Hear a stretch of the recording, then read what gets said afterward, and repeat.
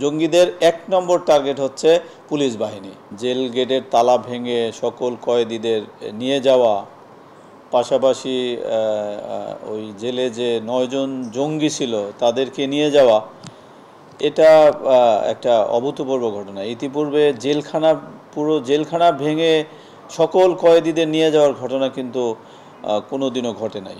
মানে তাদের সন্ত্রাসের নাশকতার মাত্রা, তীব্রতা এই পর্যায়ে ছিল। তারা এর সাথে সাথে ওই জেলখানার যে সকল অস্ত্রশস্ত্র ছিল, বিপুল পরিমাণে অস্ত্র ছিল, সেগুলোও তারা নিয়ে গেছে।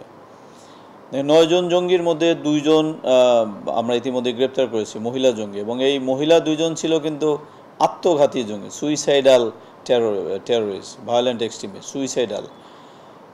এবং তাদেরকে যখন গ্রেপ্তার করা হয়, আমিও ওই অভিযানে ছিলাম, তাদের বডিতে ওই সুইসাইডাল ভেস্ট পরা ছিল। তারা যে কোনো সময় সুইচ টিপে দিলেই কিন্তু আমাদের অফিসার সহ সকলেই মারা যেত।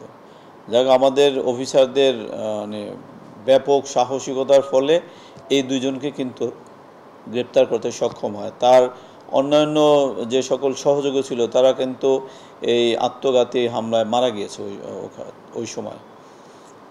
তারপরে আরও কয়েকজন ছিল, আনসার আল ইসলামের ৫ জন, এরপরে হিজবুত তাহরির একজন ছিল। এই ৯ জঙ্গি, এর মধ্যে মাত্র ৪ জনকে আমরা গ্রেপ্তার করেছি। একজনকে জেলা পুলিশ গ্রেপ্তার করেছে, একজনকে র্যাব গ্রেপ্তার করেছে, আরও ৫ জন জঙ্গি বাইরে আছে। বাট আমাদের এই বিষয়টা ভাবিয়ে তোলে যে অস্ত্র নিয়ে গেছে তারা, এটা যদি জঙ্গিদের হাতে গিয়ে থাকে, বা জঙ্গিরা যে জঙ্গি ৯ জন পালিয়ে গেছে বা যারা এখনও পলাতক আছে, তারাও যদি এখান থেকে কিছু অস্ত্রশস্ত্র নিয়ে গিয়ে থাকে, সেটা অবশ্যই তারা প্রয়োগ করবে। কেননা জঙ্গিদের এই অস্ত্রের আপনারা জানেন যে আমরা যখন সার্কিয়াকে বিরুদ্ধে অভিযান পরিচালনা করি, তখন সার্কিয়ার যিনি মাস্টার মাইন্ড শামীম মাহফুজ কিন্তু আমাদের কাছে তথ্য দিয়েছিল যে আনসার আল ইসলাম অস্ত্র সংগ্রহ করার জন্য তাদেরকে ৪২ লক্ষ টাকা দিয়েছে। তার মানে তারা অস্ত্রশস্ত্র সংগ্রহ করার চেষ্টায় আছে। এগুলো খুবই স্বয়ংক্রিয় অটোমেটিক অস্ত্র, ভারী অস্ত্র, যে সেই অস্ত্র যদি তাদের হাতে গিয়ে থাকে, এবং এটা আমাদের জন্য অবশ্যই একটা চিন্তার বিষয় হবে। পরবর্তী আন্দোলন বা নাশকতায় যদি তারা এই ধরনের অস্ত্রশস্ত্র তাদের হাতে থেকে যায়, তাহলে এই অস্ত্র প্রয়োগের, এই অস্ত্র ব্যবহারেরও কিন্তু সম্ভাবনা থেকে যায়। আমরা অভিযান চালাচ্ছি। আমরা যেহেতু ইতিমধ্যে ৪ জনকে গ্রেপ্তার করা গেছে, বাকি জঙ্গিদের বিষয়ে আমাদের অভিযান অব্যাহত আছে। আমরা অবশ্যই তাদেরকে গ্রেপ্তার করতে পারব। জামাত ইসলামের শীর্ষ নেতাদের জিজ্ঞাসাবাদে যে তথ্য পেয়েছি, ইসলামী ছাত্র শিবির, সেই ছাত্র শিবিরের একটা অংশ উগ্রবাদে জড়িয়ে যাচ্ছে, জঙ্গি সংগঠনে যোগদান করছে। এই সুযোগে হয়তো তারা তাদের সেই পূর্বের সংগঠনের সাথে এই আন্দোলনে আসতেই পারে, এটা অমূলক না।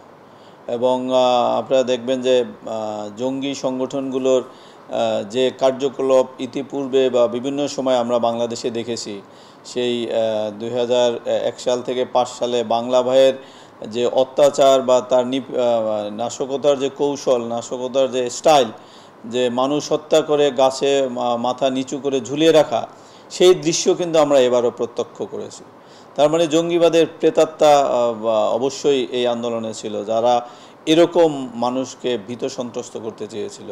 আইনশৃঙ্খলা বাহিনীর সদস্যরা সবসময় কিন্তু জঙ্গিবাদের টার্গেট।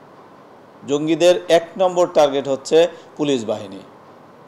পুলিশ বাহিনীর মনোবল দুর্বল করা, পুলিশ বাহিনীর কে আক্রমণ করা তাদের কিন্তু এক নম্বর টার্গেট। সুতরাং তাদের এই আন্দোলনেও কিন্তু টার্গেট ছিল পুলিশকে লক্ষ্য করে। সুতরাং এটাও ধরে নেওয়া যায় যে তাদের সেই ২ প্রেতাত্মা এক হয়ে এরকম মাঠে নামতে পারে, এবং জঙ্গিরা তাদের উপস্থিতি, তাদের সক্ষমতা জানান দেয় কিন্তু তাদের হামলার মাধ্যমে। আমরা ধরে নেই তাদের সেই হামলা করার কোনো সক্ষমতা নাই, কিন্তু জঙ্গি সংগঠনগুলো তাদের কার্যক্রম চালাচ্ছে। অফলাইনে না হলেও সাইবার স্পেসে তারা তৎপর, তাদের সদস্য সংগ্রহ, তাদের প্রশিক্ষণ সব কিছুই তারা চালাচ্ছে, এবং আমরা সাইবার স্পেসেও মনিটর করি।